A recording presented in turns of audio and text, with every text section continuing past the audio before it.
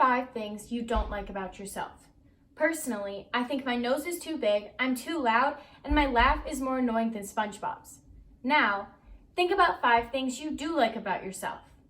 It's a lot harder, isn't it? These 2 questions were written on one of my health assignments from my sophomore year.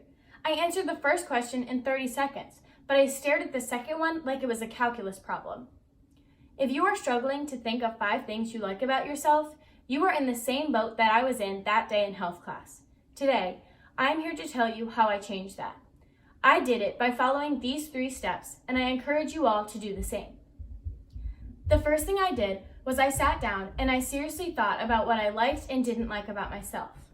I wrote down anything and everything from the length of my hair to my work ethic. I would then spend a couple of days focusing on everything in my negative column. I would spend those days either realizing how I could help that part of my life or how I needed to just accept that as part of me.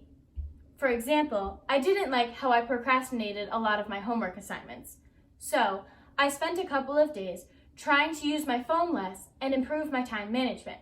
But when I got to something like my laugh, I realized I couldn't change it. At first, it was hard to grasp, but after thinking about it, I knew my laugh was one of the things that made me unique. People knew it as mine. I learned to love my laugh because it makes me, me.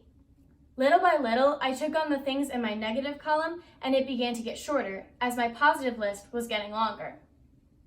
I began to view the things that made me different as a positive rather than a negative. The second thing I did was I took a break from social media. Coming from a teenage girl, you probably weren't expecting that, but it truly was one of the things that helped me build my confidence.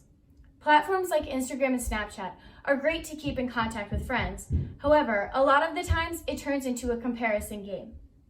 I realized that as I was trying to build my self-esteem, I didn't need social media bringing me back to where I began. By taking a quick break, it allowed me to have time to self-reflect, and it helped me to not compare myself to others. I would advise this to anybody who not necessarily feels unconfident, but rather anybody who tends to pick themselves apart whenever given the chance. The third thing I did was every day, I challenged myself to do something out of my comfort zone.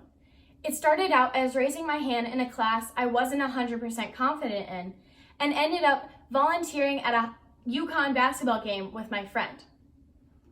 The physical task didn't need to be massive, although sometimes it was. The point was that I was expanding my horizons. I was learning new things about myself and what I like, and realizing it's okay to not always know the answer, and it's okay to make a fool of yourself in front of thousands of people. You shouldn't skip out on doing something in fear of messing up. That's part of being human. Messing up is part of life, and nobody is perfect. That is the most valuable thing I learned while doing this. You're probably all wondering, how the heck does this relate to business? Well, let me ask you. What is the first question they ask you at a job interview? They ask, why you? Why do you deserve this job? If you can't answer that question, you're not getting that job. The only person in the real world who is going to defend and fight for you is yourself. You need to be confident in your abilities and be confident in yourself. To my peers, right now, we are in high school. This is the time we need to spend improving ourselves. This is the time we have to learn new things about ourselves and expand our interests. Because as soon as we walk across the stage at graduation, we go into the real world. We have to learn these skills now so we can use them in our future. So ask yourself, what are 5 things you like about yourself? I'm compassionate, I have a strong work ethic, and I think my laugh is hysterical. I can now say I love myself and the things that make me different. I have to still work on myself and improve my confidence. However, I know that when I walk into a job interview, I will be able to answer the question, why me?